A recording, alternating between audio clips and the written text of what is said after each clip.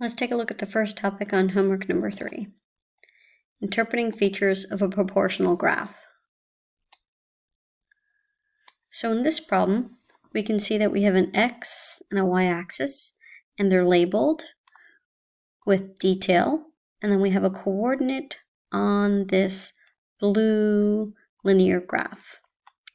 Let's read the question. Alejandro has just gotten a new job.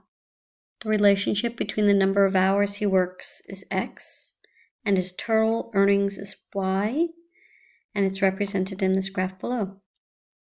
The point 4, 90 is labeled. Which statement about the graph is true? Let's take a look at the choices. The unit rate is 4 hours per dollar. The unit rate is 22.5 hours per dollar. The unit rate is $90 per hour, or the unit rate is $22.50 per hour. So when we're calculating a unit rate, we need to determine the change in the y value to change in the x value, such that this x value has a unit of 1. So our change, starting from 0 to 490, is that our y value, or our earnings, increases by $90 per 4 hours. So $90 per 4 hours.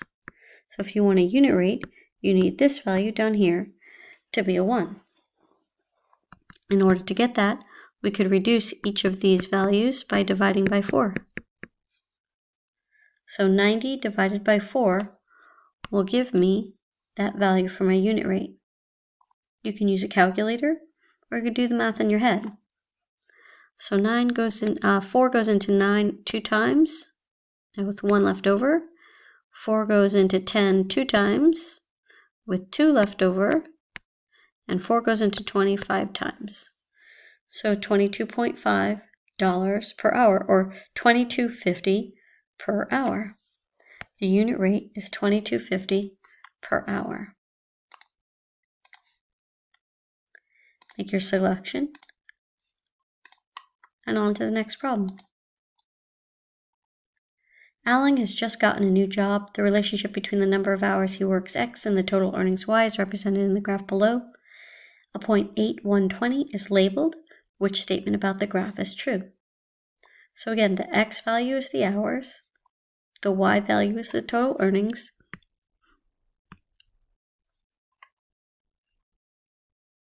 and we need our y over x to get that unit rate. So the y is 120, while the x is 8. And this again is dollars, and this is hours. So 120 divided by 8 is also how you can get this unit rate, right? Because we're going to get a denominator of 1, so we're dividing everything by 8. So 8 goes into 12 one time, with 4 left over. Now 8 goes into 40 5 times, so it's $15 per hour. The unit rate is $15 per hour. So I'm looking here, the unit rate is $15 per hour. I found it, select, keep it moving. Haley buys mobile games via an app store on her phone. The relationship between the number of games downloaded, x, and the total cost in downloads, y, is represented in the graph. What point in the graph represents the unit rate? Well, unit means 1. And the 1 has to be in the denominator. So that means the x value needs to be 1 to find the unit rate. So find an x value of 1, and you found the unit rate. 1, 2.5. Zoom in if you need to. Okay, a certain shade of green paint is made by mixing blue and yellow. The relationship between the number of quarts of blue in the mix is x, and the number of quarts of yellow is y. What does the ordered pair 8, 24 indicate?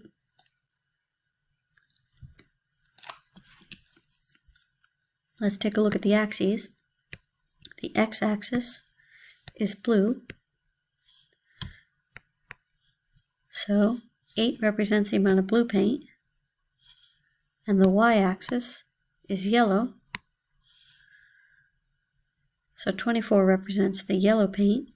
And we know when we're finding a unit, it's always y over x. Always y over x. So we've got 24 yellow for every 8 blue. 24 yellow for every 8 blue. 24 quarts of yellow for every 8 quarts of blue. So now I'm going to scroll down and take a look at my choices. So let's erase this writing here, but leave my unit rate over on the side. 24 quarts of blue, nope. 28 quarts of blue, yep. 24 quarts of yellow, yes. 8 quarts of blue, which is what I have at the denominator, for every 24 quarts of yellow paint. Yep, that's true.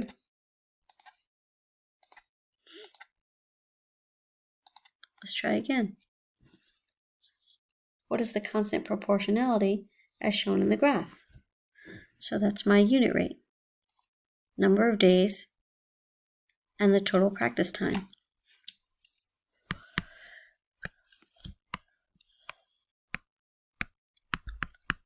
Change in y over change in x. So it's practice time per number of days. X is 10, so that's the denominator. Y is 250, so that's the practice, or the numerator. For every 250 minutes, that takes 10 days of practice. 250 minutes for 10 days of practice. Let's see what we've got. The question is, what is the constant proportionality? Well, 250 over 10 needs to be a unit, so that gives us 25 over 1, or just 25.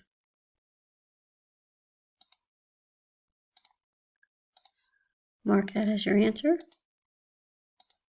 And let's move on to the next topic. Adding and subtracting integers.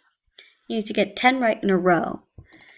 And as soon as you get 10 right in a row, this timer won't stop. It will keep going. But you've got to notice that you've got 10 right in a row. So I'm up to 7,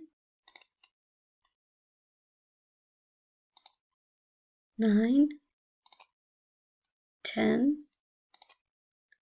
See how it keeps going?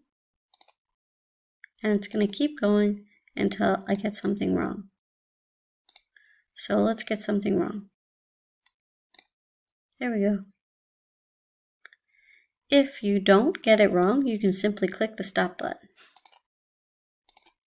All right, don't forget when you're adding and subtracting fractions, the denominators have to match. If they match, it remains that number. Only the numerators will be added. So 9 plus 1 is 10. Be sure to reduce or use your calculator to simplify this.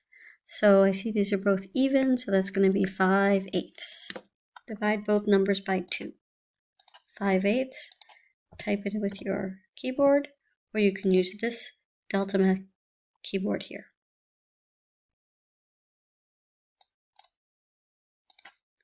Click Submit.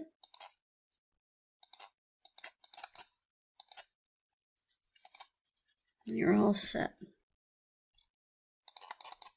I think my screen is freezing up. There we go. Again, you have to have common denominators.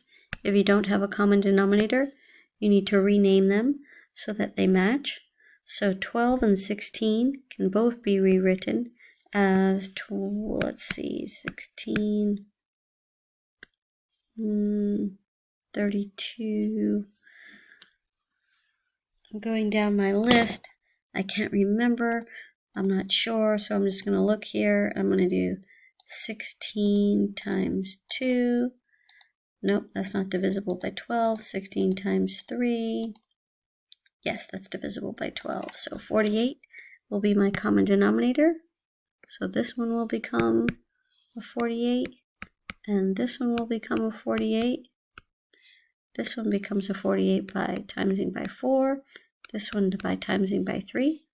So that gives me 9 on the right and 44 on the left.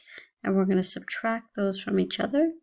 So 44 minus 10 is 34, but that's one too many. So 35 over 48.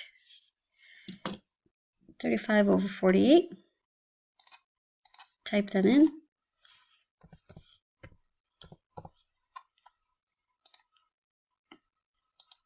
And voila.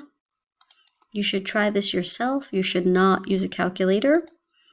And then the last topic here, multiplying. And the good news is when you multiply, you don't need any matching denominators. You simply multiply numerator times numerator, denominator times denominator, and you're done. Let's see how good your mental math is. As you work through these tasks, you got to get 5 right. Now you can certainly multiply first and reduce second, or you can reduce first. First, look at each fraction separately. If neither of them can be reduced, look at these cross values here. So these have a common factor of 2. And 7 and 9 have no factors, common factors. So 7 times 1, 2 times 9. 7/18, which is a little bit easier to digest than this.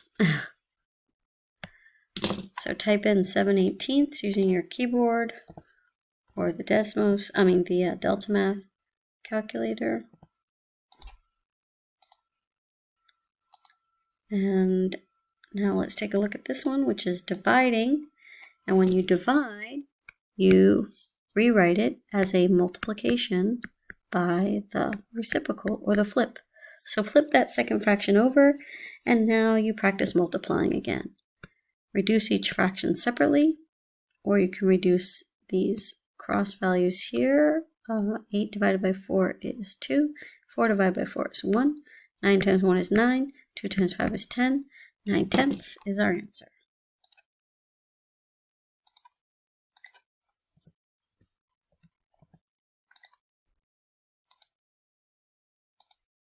All right, hopefully you have no trouble computing these math problems.